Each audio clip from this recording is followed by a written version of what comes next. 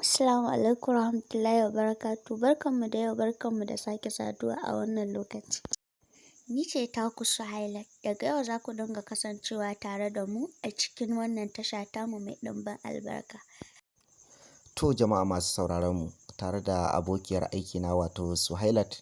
Insha Allah za mu dinga kawo muku shirye-shirye masu ƙayatarwa musamman ma ɓangaren masana'anta ta shirya fina-finai wato kamar yadda kuke saurara a dacen musamman ma ɓangaren mawaƙa da kuma jarumai ilahirin abubuwan da ya ƙunshi masana'antar shirya fina-finai dangane da abubuwan da suke faruwa kamar yawan rigingimunsu, ci gabansu, daƙushewarsu da dai sauransu. To malama Suhailat me za ki iya cewa akan hakan? Gaskiya ne ɗan mama.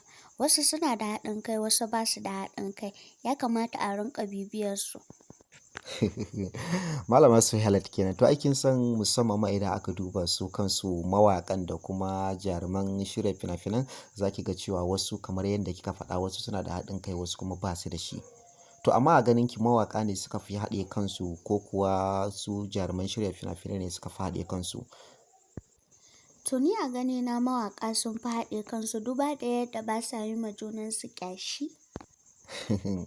Malama Suhailat kenan. Ƙyashi kamar yaya ƙyashi? Kin san wasu suna da bahaguwar tambaya za su iya cewa kamar gaba ko hassada ko kushe saboda yanayin dai Hausan dai mutane dai. Kin san an ce Hausa Fulani. So kamar yaya wanne irin ƙyashi kike nufi Malama Suhailat?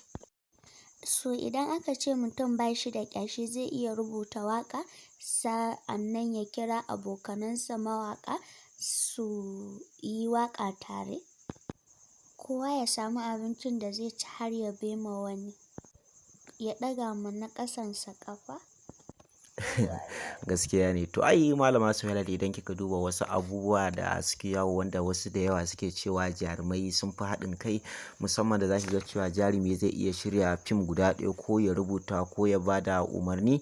Za ki ga cewa ya kirawo 'yan uwansa jarumai sun haɗu sun yi wannan fim tare kuma ba tare da baƙin ciki ko kushe ko hassada ko dai wani abu makamancin haka ba. So Malama Suhailat ne nake ganin cewa kamar kin ɗan nuna bambanci dangane da mawaƙa ko kin fi son mawaƙa ne saboda kamar idan muka duba za ga cewa mawaƙa sun fi jan hankalin mata.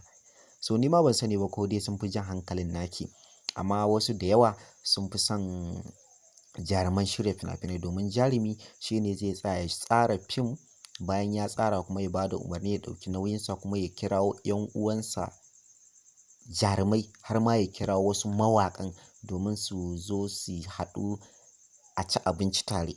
Kuma sannan bugu da ƙari shi kansa mawaƙin sai da jarumai zai sanu domin mawaƙi in ba da jarumi ba babu ta yanda za a iya sanu har ma a san shi kuma ya yi wani fofula a duniya. So a ganina cewa nake ganin kamar gaskiya mawaƙi ba shi da tasirin da shi jarumi yake da shi.